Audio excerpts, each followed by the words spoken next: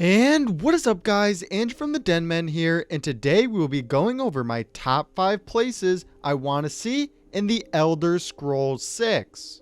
If you are excited, make sure you hit that like button and comment what destinations you want to have in the Elder Scrolls 6.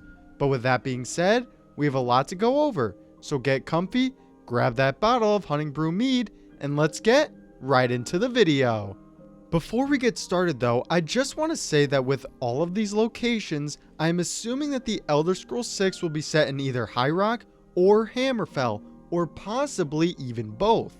This is to keep it reasonable within the region themselves, because if we were to see a game set in Hammerfell, it would be highly unlikely that we also get to see the Black Marsh in the same game. But with that being said, let's continue on with the video. First one we need to talk about is the site of the Adrenine Tower with the Isle of Balfiera.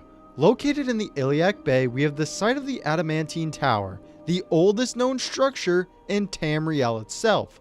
It is steeped in a lot of different lore, from the Dureni to the Bretons and even the Aedra themselves. It is said that the tower was used to punish Lorkhan for tricking the other Aedra into creating Mundus, or the plane that all of the Elder Scrolls games take place in. To travel here would have plenty of quests and be very lore heavy. The catacombs underneath the tower would provide exploration that would rival that of Blackreach itself. We have no idea of what we would find in the tower, because it is said that not all of the tower and the catacombs that lay below it have been explored fully. There is a lot of potential for the Isle of Balfiera, and if we see a game set in either High Rock or Hammerfell, then there is a high chance that it will play a big role in the Elder Scrolls 6. Next one up is a place that is steeped in pirating and thieving. Located off the coast of Hammerfell, we have the island of StrosMaai. Even though this is not a main location in Hammerfell, the history surrounding it makes it highly likely that we would see it in-game. The former capital of the province has a lot going for it that makes it so unique. For one thing, it is an island right off of the mainland, which makes it even more likely. It also would be a great way to add boats as a way for traversing the area, just like horses are on land. This would give the player an incentive to using boats in a different way instead of just a fast travel point. It would definitely be interesting to see. There is also one major city on the island with Port Hunding, this one being split up by large ravines that keep the palace from the main city. Most of the environment is sand dunes with a mountain range towards the western side of the island. One of the more diverse islands we have seen in an Elder Scrolls game, and it wouldn't even be the first time that we have visited this location, so there would definitely be plenty of Easter eggs. It would for sure be an interesting place to travel to, and hopefully we see it in the Elder Scrolls 6. At our number 3 spot, we have one of the most unique Daedric realms in the Elder Scrolls universe with Sanguine's Realms of Revelry. I'm assuming that we will be getting to see at least one Daedric realm in a major way for the Elder Scrolls 6, and hopefully we get to see the Realms of Revelry.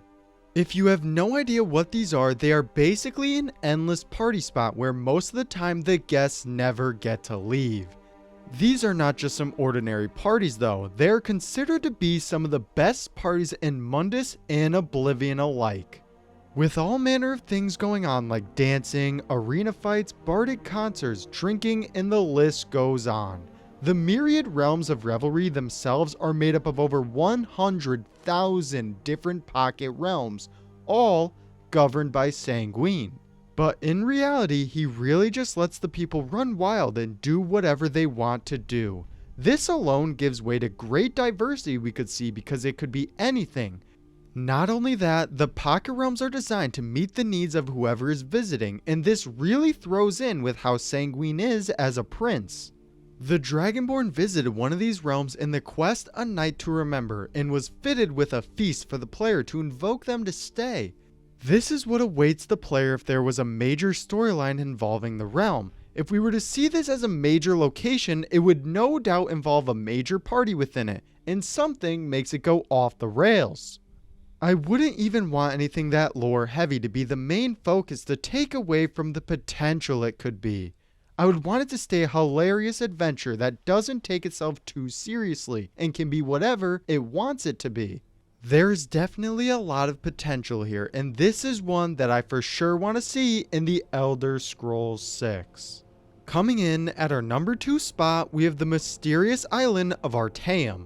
Home to the Psijic Order, the island of Artaeum is a very unique location, and one that has a lot of potential to be featured in the next game. The island itself is home to some of the most powerful mages in Tamriel, and is known to have disappeared from Nirn twice. It is located within the province of the Somerset Isles, but that doesn't mean we wouldn't get to see it if a game were set in either High Rock or Hammerfell.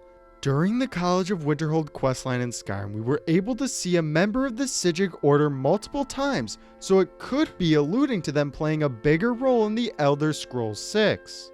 Hopefully we are able to join this magic faction, because that would make Artaeum just that much better. It's not even the island itself that makes this such a good location. It's the interactions we will be able to have with the Psijic Order that makes it such a great place. Being able to join the Psijic Order would take magic to the next level, and the island of Artaeum would be a sight to see if we were to get it in the Elder Scrolls 6. Last on our list has to be the main location for the Elder Scrolls 6 with either High Rock or Hammerfell. Both of these provinces have their own positives and negatives, and each of them would make for a great destination. High Rock would land really well with the more fantasy side to Elder Scrolls, while Hammerfell would be amazing for its harsh environment and have more survival elements to it. High Rock does have a really diverse environment with all sorts of regions of badlands, grassy plains, rolling hills, and deep forests. While Hammerfell, on the other hand, is known to be a very contrasting region with a lot of desert areas, rocky mountains, and plenty of coastal lands. If we got to see the best possible environment for the Elder Scrolls 6, I would want to see both High Rock and Hammerfell appear in the same game.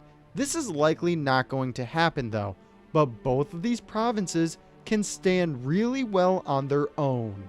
Locations are the building blocks for every Elder Scrolls game. If you don't have a unique one with interesting stories and a diverse environment, everything else in the game just suffers from it.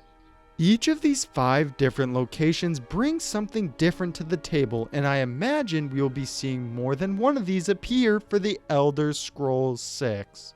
Hopefully Bethesda really takes their time with crafting an interesting world for the game, and if so, the Elder Scrolls 6 will be that much better.